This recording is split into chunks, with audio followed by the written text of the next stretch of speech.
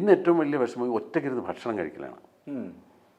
ഭക്ഷണം കഴിക്കുന്ന എപ്പോഴും നമ്മൾ ഒന്നിലധികം ആളുകളുണ്ടെങ്കിലാണ് നമുക്ക് ആ ഭക്ഷണം എൻജോയ് ചെയ്യാൻ പറ്റുള്ളൂ.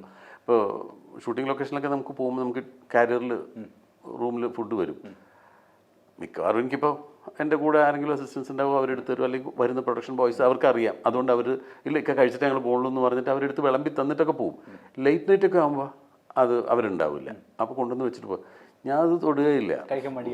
ഇനി അത് തുറന്ന് അതിൽ നിന്ന് അതെടുത്ത് പിന്നെ ഇങ്ങനെ വെച്ചൊക്കെ ചെയ്യാൻ അതിനേക്കാൾ സുഖം കിടന്നുറങ്ങലാണെന്ന് വിചാരിക്കും. അപ്പോൾ അത് ഒറ്റയ്ക്കുള്ളൊരു ജീവിതം ഭയങ്കര ബുദ്ധിമുട്ടാണ്. ഒറ്റയ്ക്ക് ഇപ്പോൾ ഒറ്റയ്ക്ക് ഇരിക്കാനും ഇഷ്ടമാണ്. ഒറ്റയ്ക്ക് എവിടെയെങ്കിലുമൊക്കെ നമുക്ക് എന്തെങ്കിലും ആലോചിച്ചിരിക്കാമെന്നല്ലാതെ ഞാൻ ഒറ്റയ്ക്ക് ഇരിക്കുമ്പോഴും എൻ്റെ ഭാര്യയോ മക്കളോ അപ്പുറത്തുണ്ടെന്നുള്ളതാണ് എൻ്റെ ഒരു ആശ്വാസം.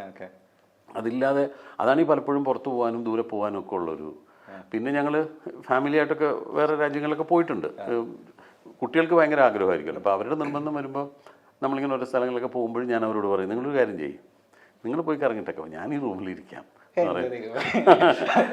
എനിക്ക് ആ താമസിക്കുന്ന സ്ഥലവും ആ ഹോട്ടലും അല്ലെങ്കിൽ ഇപ്പം ഇന്നലെ ഞങ്ങൾ പോയ സമയത്തൊക്കെ ഒരു വീട് തന്നെയാണ് എടുത്തത്. ഒരു വീട് എടുത്തിട്ട് ആ വീട്ടിലാണ് താമസിച്ചത്. അപ്പോൾ നല്ല വീടും അതിൻ്റെ അറ്റ്മോസ്ഫിയറും അതിൻ്റെ ഗാർഡനൊക്കെ നല്ലതാണ്. അപ്പോൾ ഞാൻ പറഞ്ഞു ഞാനിവിടെ ഇരുന്നോളാം, നിങ്ങൾ പോയിട്ട് പോകാമെന്ന് പറയും. പക്ഷെ അവർ സമ്മതിക്കില്ല. എന്നെ വിളിച്ച് പിന്നെ നമ്മൾ ഇത്രയും ഇവിടെ വന്നതിനെല്ലാം കാണാനല്ലേ എന്ന് പറയും.